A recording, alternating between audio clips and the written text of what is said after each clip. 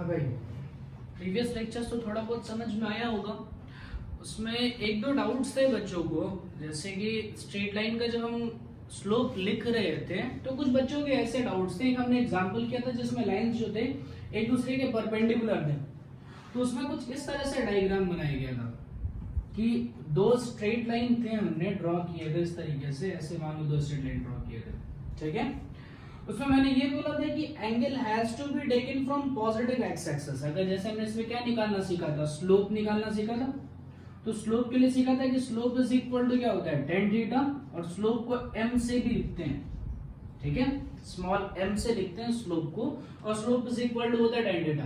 तो कई इसमें एक चीज बताई गई थी कि जो थीटा होता है ये मेजर किया जाता है फ्रॉम पॉजिटिव एक्स एक्सिस।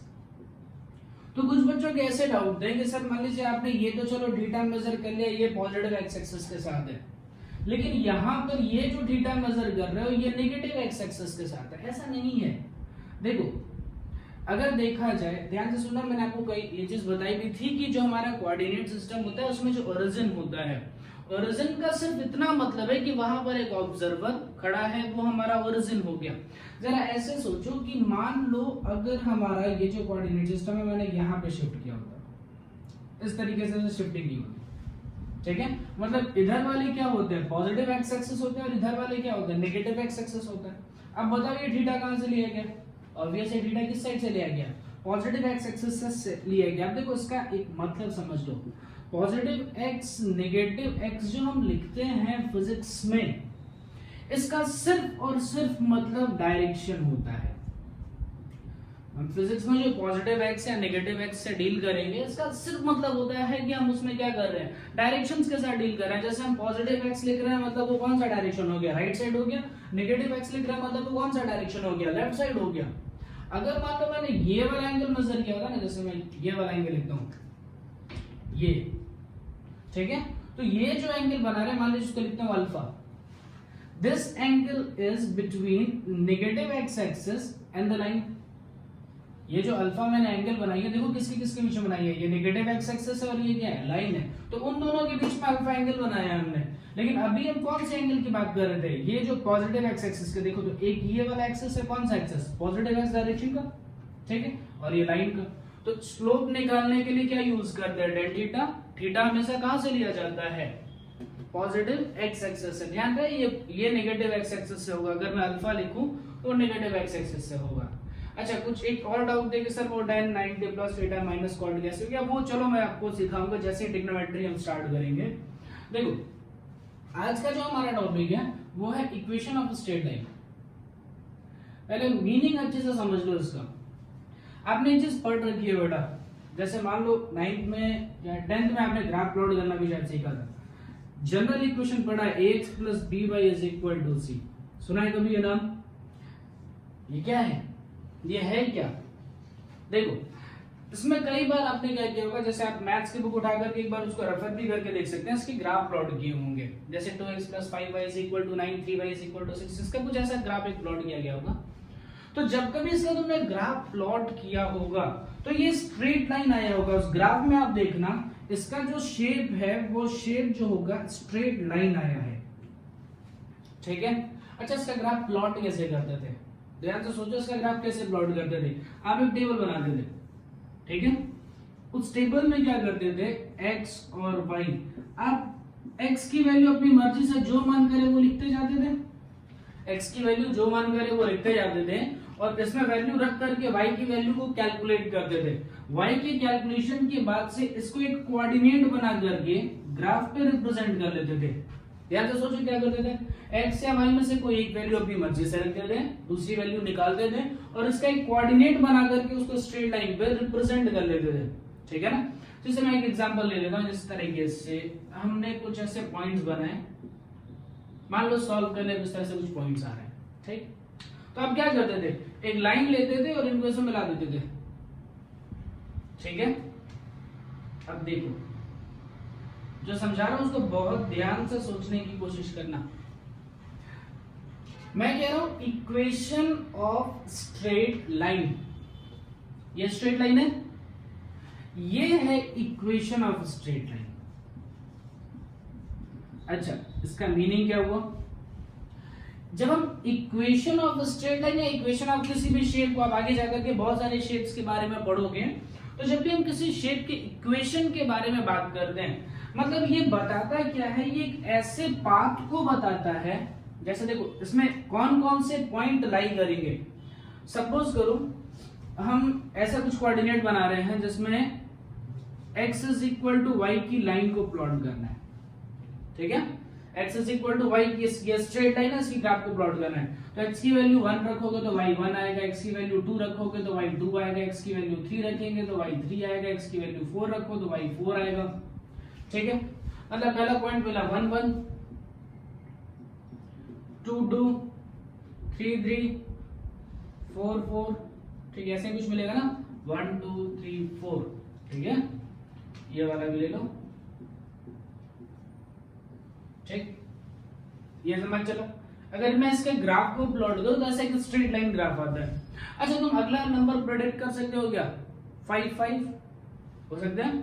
अच्छा, मुझे एक बात बताओ, अगर मैं ये बोलूं कि इस स्ट्रेट लाइन में 3,2 वाला पॉइंट आएगा या नहीं आएगा?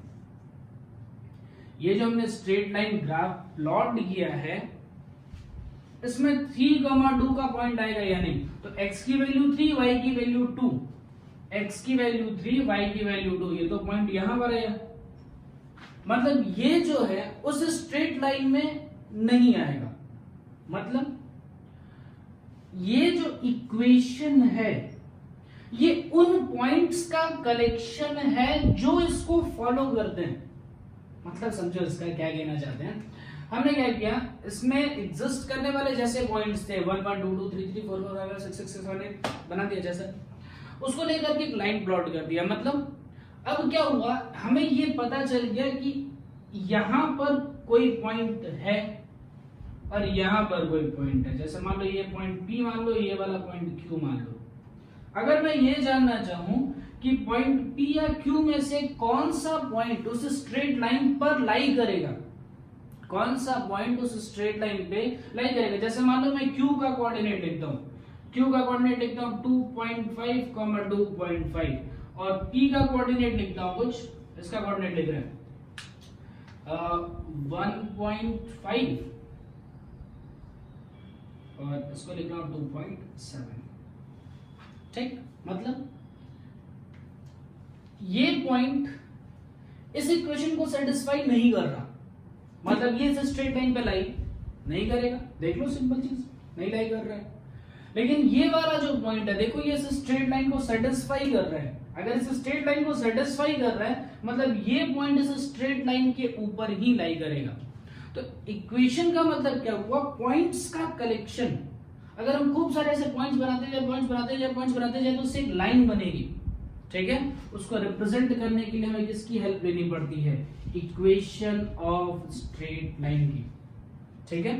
इतनी बात समझ में आई। चलो हम इसमें क्या करते हैं, डिफरेंट डिफरेंट कंडीशंस में इक्वेशन ऑफ स्ट्रेट लाइन निकालने की कोशिश करते हैं। देखो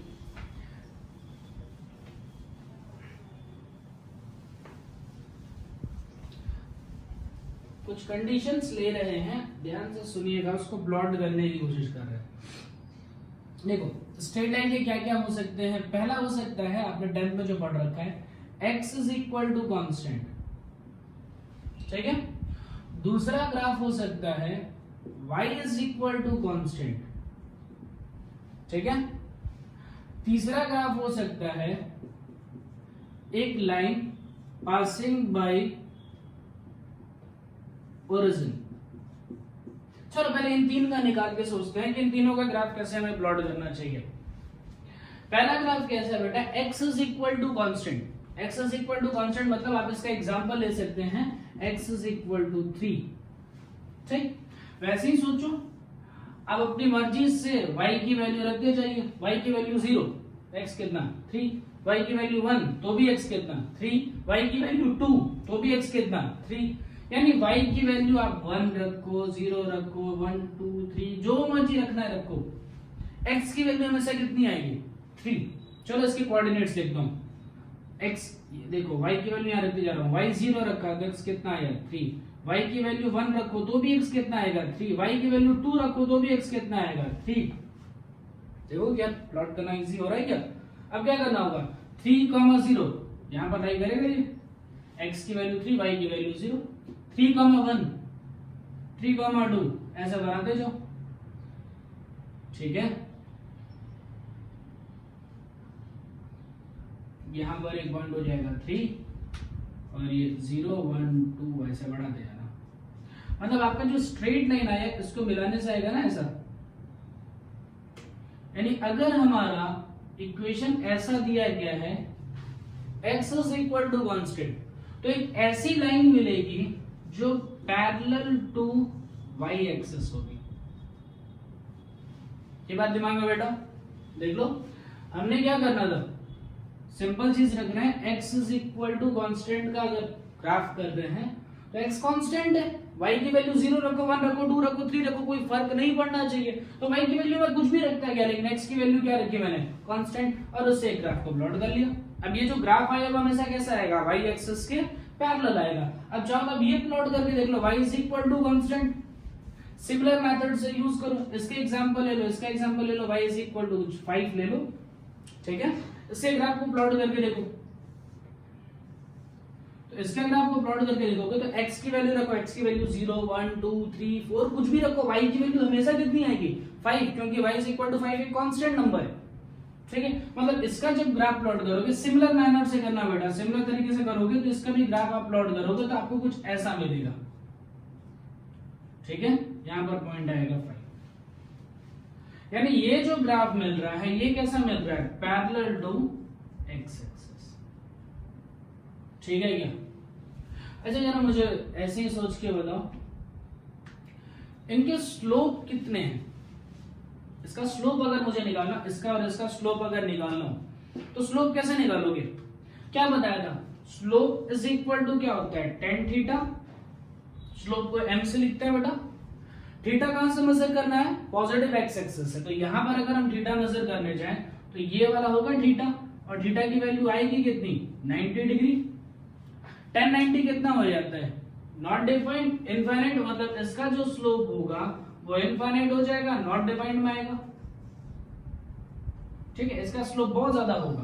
अब ऐसे सोचो ना एकदम ऐसे स्लैंड ऐसे है, कितना ज्यादा स्लोप हो गया, ऐसे जैसे यहां पे ऊपर नीचे, इसमें सोचो देखो ये पैरेलल टू x एक्सिस है, मतलब यहां पर थीटा की वैल्यू कितनी मिलेगी 0, लिखो यहां पे slope is equal to tan theta और थीटा की वैल्यू कितनी डालनी है 0, तो tan 0 कितना हो जाएगा 0, यानी इस केस में स्लोप की वैल्यू कितनी आ जाएगी 0, ठीक है क्या। अच्छा चलो ये पहला वाला ग्राफ हो गया, ये दूसरे ग्राफ के साथ खेल लिया, तीसरे ग्राफ में आ जाओ। थर्ड ग्राफ क्या है पासिंग बाय ओरिजिन, एक ऐसे ग्राफ का इक्वेशन लिखना है जो ओरिजिन से पास कर रहा हो, देखते हैं कैसा शेप बनेगा क्या बनेगा। चलो एग्जांपल ले लेते हैं इसका, ये हमारा x एक्सिस, ये y एक्सिस और ये मान लो ग्राफ हुआ, ठीक है। देखो पासिंग बाय ओरिजिन है, 0 0 से पास कर रहा है। अच्छा भाई सर एक बात बताओ, सपोज कर लो यहां पर एक कोऑर्डिनेट है x, y, यहां पर एक कोऑर्डिनेट है x, y, ऑब्वियस है ये वाला जो डिस्टेंस होगा ये होगा x और ये वाली जो डिस्टेंस आएगी वो हो जाएगी y और ये होगा मान लो थीटा, ठीक है। चलो देख लो फटाफट, m यानी slope is equal to tan theta, tan theta is equal to perpendicular upon base y divided by x, ठीक है। तो लिखा जा सकता है क्या m is equal to y divided by x, solve करिए तो जरा, y इज इक्वल टू क्या आ गया mx, ध्यान से सुनना, y is equal to mx एक ऐसा ग्राफ है जो स्ट्रेट लाइन होगा और ओरिजिन से पास करेगा। चलो इसके एग्जांपल देखते हैं, आपने ओम्स लॉ पढ़ रखा है v is equal to I R, Ohm's law तो पढ़ ही रखा है v is equal to I R, चलो जरा लगा के देखते हैं। ओम्स लॉ पढ़ा, V is equal to I into R. मान लीजिए मुझे ग्राफ प्लॉट करना है, VI ग्राफ प्लॉट करना है, मुझे VI ग्राफ को प्लॉट करना है। तो पहला वाला चला गया Y एक्सिस पे, दूसरा वाला चला गया X एक्सिस पे। यानी V कौन से एक्सिस पे बढ़ रहा है? Y। I कौन से एक्सिस पे बढ़ रही है? X। और ये रेजिस्टेंस क्या है? कांस्टेंट है क्या? R, है ना? जरा इन दोनों इक्वेशन को कंपेयर कीजिए, दोनों इक्वेशन को कंपेयर करके देखिए, एक जैसे हो गए। मतलब V is equal to I R का ग्राफ अगर प्लॉट करूंगा तो वो एक ऐसा ग्राफ होना चाहिए जो कैसे पास करेगा, स्ट्रेट लाइन होगा और वो ओरिजिन से पास करेगा। ध्यान से सोचो, y is equal to mx का अगर मैं ग्राफ प्लॉट करूं, जस्ट कंपेयर करके देखो, तो यहाँ पर स्लोप की जगह भी क्या है? रेजिस्टेंस। और आपने टाइम में पढ़ रखा है कि जब इस ग्राफ का VI ग्राफ का हम स्लोप निकालते हैं तो हमें स्लोप से मिलता है क्या है? रेजिस्टेंस। दिमाग में बेटा एक बार और सोच लीजिए इसको।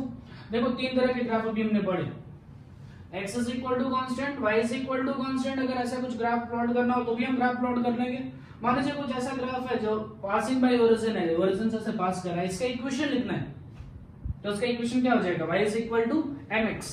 ठीक है, ध्यान से समझ लीजिए, y वेरिएबल है, x भी वेरिएबल है, स्लोप जो है वो कांस्टेंट है। आप अपनी मर्जी से x की वैल्यू रखते जाएंगे, y की वैल्यू निकलते जाएगी, आप ग्राफ को प्लॉट कर लेंगे। ये पढ़ना बहुत जरूरी है क्योंकि आगे जाकर के आपको क्या करना पड़ेगा बेटा, डिफरेंट डिफरेंट इक्वेशंस पढ़ने होंगे और उसके ग्राफ को प्लॉट करना होगा। ठीक है, चलो देखते हैं। मान लीजिए आप ये अगर आप समझ गए y is equal to mx मतलब straight line passing by origin, ये अगर आप समझ गए, मैं आपको क्या करता हूँ, कुछ ऐसी चीजें लिखता हूँ जो आपको भी नहीं पता। जैसे मान लीजिए अभी मैं थर्मोडायनेमिक्स की चीजें लिखता हूँ, लेकिन फिर भी आप उसका ग्राफ आसानी से प्लॉट कर लेंगे। ध्यान से देखना ग्राफ कैसे प्लॉट होगा। देखो एक एग्जांपल बताता हूं।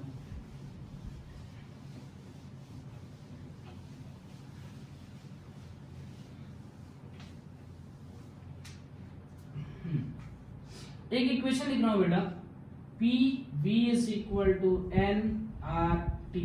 पता नहीं पी क्या है, वी क्या है, एन क्या है, वो सब मुझे नहीं पता। ठीक है, आपको भी नहीं जानना है। मैं आपसे सिर्फ इतना कह रहा हूं, plot a graph between P and T। भूल जाइए इक्वेशन क्या है, वो नहीं जानना है मुझे।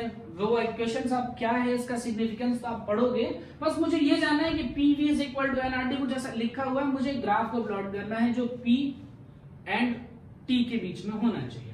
एक काम करो, देखो क्या हो जाएगा, P is equal to N R T divided by V। ठीक है, अब आपसे कह रहा है ना कि P और D के बीच में ग्राफ प्लॉट करिए, मतलब सिर्फ इसी को वेरिएबल रखो, बाकी सारी चीजें क्या कर दो, कांस्टेंट। देखो तो जरा, अगर ग्राफ मुझे प्लॉट करना है तो P कौन सा एक्सेस पे आएगा, Y। ठीक है, और T कौन सा एक्सेस पे आएगा, X। यानी प्रेशर की जगह पे क्या, P मतलब प्रेशर है, ठीक है, Y। और T की जगह पे क्या लिखना पड़ेगा, X। ऑब्वियस है, देखो ध्यान से, y is equal to mx का ग्राफ है ये, इससे कंपेयर करो। देखो p किसकी जगह पे है, y, t की जगह पे क्या है, x। तो ये स्लोप की जगह पे क्या है, n r by v। मतलब इस ग्राफ का शेप कैसा बनेगा, straight line passing through origin. और अगर इस लाइन का मुझे स्लोप लिखना है तो स्लोप की वैल्यू क्या होगी, एन आर बाई पी। देखो जस्ट इक्वेशन लिया और इससे कंपेयर किया, दिमाग इतना चला। ओके चलो, ऐसे कुछ एक दो प्लॉट करके भी देखना, अपनी मर्जी से जो मर्जी इक्वेशन लिख लेना, उसको प्लॉट करने की कोशिश करना। ये आगे हमें काम आएगा बेटा, बहुत सारी चीजें हैं, मैं सिर्फ आपको जानने के लिए बता देता हूँ। ये इसको कहते हैं आइडियल गैस इक्वेशन। एक्चुअल में गैसेस के बारे में आपको थोड़ा सा इंफॉर्मेशन देता है। P प्रेशर है, V वॉल्यूम है, T टेम्परेचर है, N नंबर ऑफ मोल्स हैं और R गैस कांस्टेंट है। याद रखने की कोई जरूरत नहीं है, हम आगे उसको पढ़ेंगे, भूल जाओ कोई बात नहीं। अगर नहीं याद हो रहा है तो डरने की कोई जरूरत नहीं है, जाने दो। ठीक है, ओके। तुमको अगर सर ये क्या बात हुई, आप स्ट्रेट लाइन पढ़ा रहे हो जिसमें ओरिजिन वाला एक स्पेशल केस पढ़ा रहे हो, अगर मान लो वो ओरिजिन से पास नहीं करेगा तो क्या करोगे? अगर वो ओरिजिन से पास ना करे तो फिर क्या करोगे? तो चलो चेक कर लेते हैं तब क्या किया जा सकता है। देखो, मान लो मैंने एक ऐसी लाइन प्लॉट की जो ओरिजिन से पास नहीं कर रहा। अब तो खुश, ओरिजिन से पास नहीं कर रहा, ठीक, हैप्पी, ठीक है यार, कोई बात नहीं। मान लो इस कोऑर्डिनेट को सपोज करते हैं x, y, ठीक है। चलो टिक टिक टिक टिक टिक टिक, हाँ भाई, ये डिस्टेंस कितनी हो जाएगी? x, और ये वाली डिस्टेंस कितनी हो जाएगी? y होगी क्या? ठीक है। अच्छा एक काम करते हैं यार, स्लोप चाहिए ना, मान लो ये थीटा है सपोज करो, तो जरा देखना, अगर मान लो ये थीटा है तो क्या ये भी थीटा बनेगा? या ये वाला देखा, देखा थीटा बनेगा। मान लो इस पॉइंट को मानते हैं कुछ C, ठीक, ये वाली डिस्टेंस बताओ यहां से लेकर के यहां तक की। ओहो, ये वाली डिस्टेंस कितनी हो जाएगी? देखो पूरी डिस्टेंस कितनी थी? y, यहां से यहां तक की डिस्टेंस कितनी है? c, तो ये डिस्टेंस कितनी हो जाएगी? y माइनस c, और ये वाली डिस्टेंस अभी भी कितनी रहेगी? x। ट्रायंगल लिख रहे, ये वाला ये दिख रहा है ट्रायंगल, इसमें लिखो सर स्लोप लिखो। स्लोप इज इक्वल टू क्या आ जाएगा? tan theta. स्लोप को किससे लिखा जाता है बेटा? m। tan theta is equal to perpendicular by base, perpendicular कितना? y minus c divided by base कितना? x। ऐसे लिख सकते हैं क्या? m is equal to y minus c divided by x, cross multiply, टिंग टिंग टिंग, तो y minus c is equal to mx, तो y is equal to mx plus c। बहुत इंपॉर्टेंट रिलेशन है ये जो हमें ध्यान रखना है। एक ऐसी लाइन जो स्ट्रेट लाइन हो लेकिन ओरिजिन से पास ना करे, स्ट्रेट लाइन हो लेकिन ओरिजिन से पास ना करे, उसका इक्वेशन अगर लिखना है तो उसका इक्वेशन होगा y is equal to mx plus c, y is equal to mx plus c। जहां पर सारी चीजें देख लो, कौन कौन सी चीजें क्या क्या भाई, y और x तो वेरिएबल है, हमने क्या किया था? कोई भी रैंडम पॉइंट लिया था ना, x y क्या था? ऐसा रैंडम कोऑर्डिनेट ले लिया था। ध्यान से सुनना बेटा, x का y यहां पर क्या है? कोई भी एक रैंडम पॉइंट है, ठीक है। m क्या है बच्चा मेरा? स्लोप है। और c क्या है? c है कि ये वाली जो लाइन है वो y एक्सिस को कहां पर कट कर रही है? ये जो लाइन है वो y एक्सिस को कौन से पॉइंट पे कट कर रही है? वो पॉइंट है c, यानी c लिख रहा हूं इंटरसेप्शन या फिर इंटरसेक्शन ऑन y एक्सिस, कि वो लाइन y एक्सिस को कहां पर कट कर रही है उसको कहेंगे इंटरसेक्शन ऑन y एक्सिस, ठीक है। इसको स्लोप इंटरसेप्ट फॉर्म भी कहते हैं। चलो एक वो सब आपको नहीं जानना है, इसको लिख लेना, ठीक है। एक ऐसे ही क्वेश्चन करके देखते हैं। इक्वेशन ध्यान रहे, y is equal to mx plus c। चल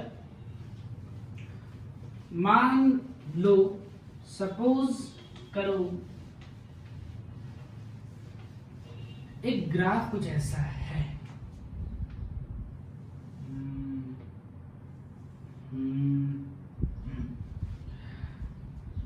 ऐसा, ठीक है। ये एंगल बन रहा है 45 डिग्री, ये एंगल बन रहा है 45 डिग्री, और ये y एक्सिस को जहां पर कट कर रहा है मान लो वो पॉइंट है 3। अब मुझे कोई कह रहा है कि चलो भाई इसका इक्वेशन लिख के दिखाओ, तो बहुत तुम्हें आता है, चलो इक्वेशन लिख के दिखाओ। तो मुझे पता चल गया कि ये स्ट्रेट लाइन तो है, ओरिजिन से पास नहीं कर रहा, तो कहीं ना कहीं इक्वेशन जो मुझे यूज करना होगा वो होगा y is equal to m x plus c. X और वाई तो कोई रैंडम पॉइंट है, उसकी वैल्यूज मत रख देना। एक्स और वाई रैंडम पॉइंट है, उसकी वैल्यूज मत रखना, वो वैसे ही छोड़ दो भाई, उसको नहीं छेड़ना है। सी क्या है? इंटरसेप्शन ऑन वाई एक्सिस की, वाई एक्सिस को कहां पर इंटरसेक्ट कर रहा है, तो इंटरसेक्शन ऑन वाई एक्सिस कितना है 3। एम क्या है? स्लोप। एम क्या है? स्लोप। कैसे निकलेगा? एम मतलब स्लोप मतलब tan थीटा, और tan थीटा मतलब थीटा कितना डालना है 45, tan 45 कितना होता है 1। ठीक है क्या? यानी स्लोप की वैल्यू कितनी हो गई 1। इक्वेशन क्या बना? y is equal to x plus 3। ठीक है, बन गया इक्वेशन। अच्छा, आपको भरोसा नहीं है मेरे ऊपर तो आप कोई भी पॉइंट लेकर के, रैंडम पॉइंट रख करके वहां सेटिस्फाई करा करके देख सकते हैं, सारी चीजें सेटिस्फाई करेंगी। ठीक है, अरे चलो एक तुम खुद से ट्राई करो, 1 मिनट का टाइम लो और इसको ट्राई करो तो जरा। मान लो ये हमने ग्राफ प्लॉट किया, एक स्ट्रेट लाइन, ठीक है, ये y एक्सिस, ये x एक्सिस, ये एंगल मान लेता हूं कुछ 30 डिग्री, और ये वाला पॉइंट मानता हूं -6। प्लॉट करो तो जरा ऐसे इक्वेशन लिखो। ऑब्वियस है, ये भी कौन सा फॉर्म में आपको लिखना पड़ेगा? स्लोप इंटरसेप्ट फॉर्म में लिखना पड़ेगा। स्लोप इंटरसेप्ट फॉर्म मतलब स्लोप भी है और वो कहां पर y एक्सिस को इंटरसेक्ट कर रही है, इसलिए लिखा जा रहा है स्लोप इंटरसेप्ट फॉर्म। लिखो इक्वेशन क्या है? y is equal to mx plus c। y और x की वैल्यू ना रखना मेरे भाई, वो वेरिएबल्स हैं, उनकी वैल्यू नहीं रखना है। c क्या है? इंटरसेप्शन ऑन y एक्सिस, कौन से x पॉइंट पे कट कर रहा है? -6। अच्छा, स्लोप कितना है? स्लोप देखो, m is equal to slope is equal to tan theta is equal to tan 30 is equal to 1/√3। ठीक है क्या? बहुत सिंपल, टिंग टिंग टिंग, √3y is equal to x minus 6। अच्छा, एक बहुत काम की चीज बता रहा हूं, तुम्हें कैसे पता चलेगा कि जो तुमने फिजिक्स में इक्वेशन डिराइव किया वो स्ट्रेट लाइन है या नहीं है? ध्यान से सुनना, तुम्हें ये चीज कैसे पता चलेगी कि जो तुमने फिजिक्स में इक्वेशन लिखा है, जैसे मान लो मैं फिजिक्स में कोई भी ऐसे फॉर्मूला लिख देता हूँ, जैसे आपने कुछ पढ़ रखे होंगे, एक तो ओम्स लॉ ही पढ़ा था, उसी के ग्राफ को प्लॉट किया था, चलो कोई नहीं, ऐसे लिखते हैं v is equal to u plus 8d, पढ़ तो रखा ही है। अब मैं आपसे कहूं ये v माइनस यू हो जाएगा बेटा, v minus u is equal to 8d। ये हो गया change in velocity is equal to a into t. मैं कहूं चेंज इन वेलोसिटी और टाइम के बीच में ग्राफ प्लॉट करो, चेंज इन वेलोसिटी और टाइम के बीच में ग्राफ को प्लॉट करो, तो तुम्हें पता कैसे चलेगा कि वो स्ट्रेट लाइन है या नहीं? बहुत इंपॉर्टेंट चीज है, ध्यान से सुनना।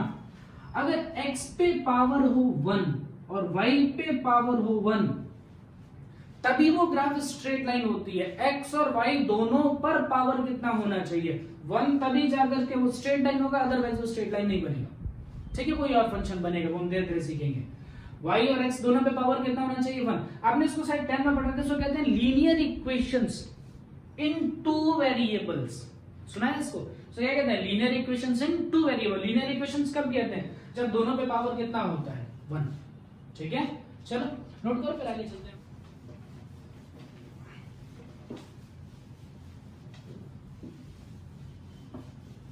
अच्छा, अभी एक बहुत प्यारा सा क्वेश्चन करा रहा हूँ, थोड़ा सुनना अच्छे से, उसे एक बार ट्राई करना। ठीक है, अच्छा सा क्वेश्चन है आज का लास्ट क्वेश्चन, खुश हो जाओ। एक ग्राफ है, इसमें ऑलरेडी लाइन प्लॉट की गई है, 2x plus 3y is equal to 7। ठीक, एक कोऑर्डिनेट है यहाँ पे 0,4। अब कह रहा है इससे पास होती हुई लाइन जो गिवन लाइन के पैरेलल है। ध्यान से सुनना, एक लाइन 0,4 से पास कर रही है और इस लाइन के पैरेलल है। क्या रहा बता, ये जो रेड वाली लाइन है, इस रेड वाली लाइन का इक्वेशन क्या होगा? तो बहुत ज्यादा हो गया। नहीं नहीं, कुछ ज्यादा नहीं हो गया। कल का थोड़ा सा कॉन्सेप्ट यूज करना है, छोटा सा कल का कॉन्सेप्ट यूज करो, कल के कॉन्सेप्ट से ये हो जाएगा।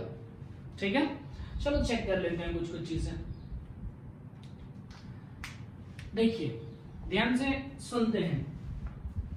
पढ़ रखा था कि दो लाइंस अगर पैरेलल हैं तो मान लो ये वाला अगर थीटा है तो ये वाला भी थीटा होगा, यानी दोनों लाइन के स्लोप आपस में इक्वल होने चाहिए। अगर दो लाइन ऐसे पैरेलल चल रहे हैं, इसका मतलब लाइन 1 और लाइन 2 का, लाइन 1 मान लो और ये लाइन 2 मान लो, लाइन 1 और लाइन 2 के स्लोप आपस में क्या होने चाहिए? इक्वल। लिख डालो तो जरा, slope of 1 is equal to slope of, ये पहली इंफॉर्मेशन आ गई।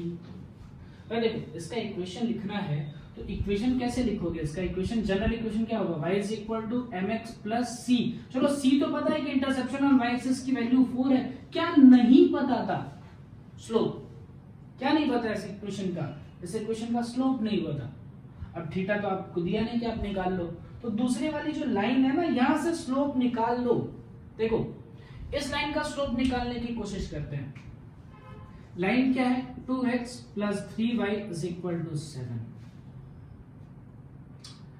इसको y is equal to mx plus c के फॉर्म में कन्वर्ट करके डायरेक्ट कंपेयर करूंगा। देखो ध्यान से, 3y, 2x इधर जाने दे, 3y इज इक्वल टू क्या आ जाएगा? Minus 2x plus 7। 3 को उधर जाने दो तो डिवाइड में 3। अब इस इक्वेशन से कंपेयर करो, कंपेयर करो। स्लोप की वैल्यू आपको कितनी मिलेगी? -2/3 और इंटरसेप्शन ऑन y एक्सिस की वैल्यू कितनी मिलेगी? 7/3। चलो ये तो हमारे काम का नहीं है, लेकिन स्लोप तो हमारे काम का था। स्लोप की वैल्यू कितनी आई? -2/3। पहले वाली लाइन का स्लोप है -2/3, तो ऑब्वियस है दूसरे वाले लाइन का स्लोप भी कितना आएगा? -2/3। डाल दो यहाँ पे, -2/3x प्लस 4। यहां से थोड़ा बहुत सॉल्व करके ये क्या हो जाएगा? 3y प्लस 2x, यानी 2x plus 3y is equal to 4। हो गया, समझ गए क्या? ठीक है, स्लोप इंटरसेप्ट फॉर्म हो गया। मतलब स्लोप दिया हो और इंटरसेक्शन ऑन y एक्सिस अगर दिया है तो स्लोप इंटरसेप्ट फॉर्म से आप उसका इक्वेशन लिख सकते हैं। लेकिन मान लीजिए आपको कह रहा है कि एक स्लोप ले लो और एक पॉइंट ले लो। अब है हिम्मत तो इसका इक्वेशन लिख के दिखाओ। मतलब मीनिंग क्या? सुनिए ध्यान से। ये हमारा मान लो x एक्सिस है, ये वाला मान लो y एक्सिस है। ठीक है, ये x एक्सिस है, ये y एक्सिस है, और इसके बीच में हमने इस तरीके से एक स्ट्रेट लाइन प्लॉट कर ली। कह रहा है कि स्लोप, ये दो चीजें गिवन है, स्लोप गिवन और एक पॉइंट गिवन है। स्लोप मतलब क्या? m मतलब क्या? tan थीटा मतलब क्या? थीटा गिवन है भाई। स्लोप इज इक्वल टू क्या होता है? tan थीटा, मतलब थीटा क्या आपको गिवन है। और एक पॉइंट गिवन है, मान लीजिए ये जो पॉइंट है वो है x1 y1। ये जो पॉइंट है उसको मान लो x1 y1। ये पॉइंट कोऑर्डिनेट लिखा है x1 y1। कह रहा है चलो इक्वेशन लिख के देगा उसकी। अब y is equal to mx plus c वाला नहीं चलेगा, क्योंकि उसमें आप c निकाल नहीं पाएंगे। y is equal to mx plus c वाला यहाँ पर पार्ट नहीं चलेगा, क्योंकि आप स्लोप नहीं निकाल, ये c नहीं निकाल पाएंगे, इंटरसेप्शन और y एक्सिस नहीं निकाल पाओगे। तो थोड़ा सा दिमाग लगाते हैं। इसके प्रीवियस वाले में ऐसे ही डेरिवेशन किया था, इसमें भी वैसे ही करते हैं। कोई भी रैंडम पॉइंट मानते हैं x y, कोई भी एक रैंडम पॉइंट मान लेते हैं x, y। अच्छा जरा ये देखो तो, ये वाला ये वाला ये वाला ये वाला दिख रहा है।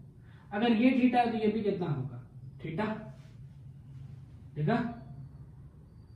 अच्छा एक ट्रायंगल दिख रहा है, ट्रायंगल दिख रहा है तो उसमें tan थीटा लगा सकते हैं क्या? यहां से यहां तक की लेंथ देखो, ये पूरी लेंथ, ये वाली लेंथ कितनी हो जाएगी, बताएगा ना, फाइनल माइनस इनिशियल कर सकते हो, ऐसे देख सकते हो, यहां से आने की डिस्टेंस y है, ये वाला डिस्टेंस y1 है। अब चेक कर लो फाइनल माइनस इनिशियल, यानी ये कितना हो जाएगा y माइनस y1। ये वाला चेक करो, ये वाली डिस्टेंस ये कितनी हो जाएगी x माइनस x1। जिसको नहीं समझना है वैसे देख सकते हैं बेटा, इसका कोऑर्डिनेट अगर x, y है तो ये जो पूरी लेंथ होगी यहां से लेकर के यहां तक की जो पूरी लेंथ होगी, ये लेंथ होगी y, और इसका कोऑर्डिनेट है x1 y1, मतलब ये वाली जो लेंथ आएगी वो वाली लेंथ आएगी y1, तो बची हुई लेंथ कितनी होगी y माइनस y1 ही तो होगी। ऐसे यहां चेक कर लो, इसका कोऑर्डिनेट x है तो ये वाली डिस्टेंस आएगी x, इसका कोऑर्डिनेट x1 है मतलब ये वाली डिस्टेंस आएगी x1, तो ये बीच की डिस्टेंस कितनी हो जाएगी x माइनस x1। अच्छा चलो देखिए जरा, इसमें लिख सकते हैं क्या, slope is equal to tan theta is equal to, tan theta is equal to क्या होता है, परपेंडिकुलर अपॉन बेस, तो y minus y1 divided by x minus x1। ठीक है, स्लोप को कैसे लिखते हो, m, तो m इज इक्वल टू क्या हो गया y minus y1 divided by x minus x1। टिंग टिंग टिंग कर लो, y minus y1 is equal to m x minus x1। अब मेरे बच्चे ये बहुत अच्छा सा फॉर्म आया, लेकिन एक चीज इसमें ध्यान रखना, दिल देता है रो रो दुहाई, इसमें कुछ काम करना है, ये वैल्यूज नहीं रखनी है। x और y एक रैंडम पॉइंट है, x और y एक रैंडम पॉइंट है, x1 y1 की वैल्यू दी जाएगी आपको और स्लोप की वैल्यू दी जाएगी आपको। चलिए मैं एक एग्जांपल ऐसा बताता हूं, एक एग्जांपल देख लो, एक एग्जांपल मान लो इस इक्वेशन के लिए स्लोप दिया गया है 3 और ये यहां पर एक पॉइंट दिया गया है 2,3। मान लो इस इक्वेशन का स्लोप दिया गया है 3 और एक पॉइंट दिया गया है 2,3, कह रहा है चलो इसका लाइन का इक्वेशन लिखो, तो इक्वेशन लिखने के लिए ये यूज कीजिए। चलिए y और x की वैल्यू नहीं लिखनी है, y ये कौन से पॉइंट होगा x1 y1, मैंने क्या बोला था बेटा, जो गिवन पॉइंट है उसका कोऑर्डिनेट क्या माना था x1 y1, देखा गिवन पॉइंट है ये, यानी ये क्या हो गया x1 y1। चलिए लिखिए y minus y1 is equal to slope x minus x1, slope की वैल्यू 3, x माइनस x1 की वैल्यू 2, y माइनस y1 की वैल्यू 3। इसको थोड़ा सा रीअरेंज करके आप सॉल्व कर सकते हैं। कैसा हो जाएगा बेटा, y minus 3 is equal to कितना हो जाएगा 3x माइनस 6। ठीक, फिर सॉल्व हो सकता है, कोई बहुत बड़ा काम अब नहीं है। ठीक है, हो जाएगा। चलो इसमें एक छोटा सा वेरिएशन बताता हूं, इसे नोट करो, फिर एक छोटा सा वेरिएशन बता रहा हूं। मान लो इसमें स्लोप ना दे करके 2 पॉइंट दिया होता, स्लोप ना दे करके कहता कि ये ले बेटा 2 पॉइंट्स ले, जिसका कोऑर्डिनेट x1 y1 और कोऑर्डिनेट x2 y2 है। इसका इक्वेशन जरा लिख के दिखा, कुछ नहीं करना, ध्यान से सुनना। ये आ चुका है ना, जहां तक ये सही है, यहां तक आया बहुत सही है, यहां से बस एक स्टेप आगे बढ़ जाओगे। अगर 2 पॉइंट्स दिए हैं, 2 पॉइंट्स दिए गए हैं, तो स्लोप हटा दो यहां से। स्लोप की जगह क्या लिखा जा सकता है, change in y divided by change in x। Equation क्या बना, y minus y1 is equal to change in y, y2 minus y1, change in x, x2 minus x1 into x minus x1। ठीक है, ऐसे ही डरा रहा हूं थोड़ा सा, ठीक है, अरे ठीक है, ऐसे थोड़ा बहुत डरा रहा हूं ये चीजें देख करके, लेकिन आपको डरना नहीं है। ठीक है, थोड़ा सा इस वीडियो को 5-6 बार आप रिपीट करके देखिए, क्योंकि ये सारी इक्वेशंस जैसे y minus y1 is equal to mx minus x1, m की जगह लिखा जा सकता है change in y upon change in x, ये सारी इक्वेशंस आपको याद होने चाहिए। ठीक है, चलो इसका एक क्वेश्चन करा देता हूं इस पे। ठीक, देखो मान लो 2 पॉइंट्स दिए गए हैं, मान लो 2 पॉइंट्स दिए गए हैं,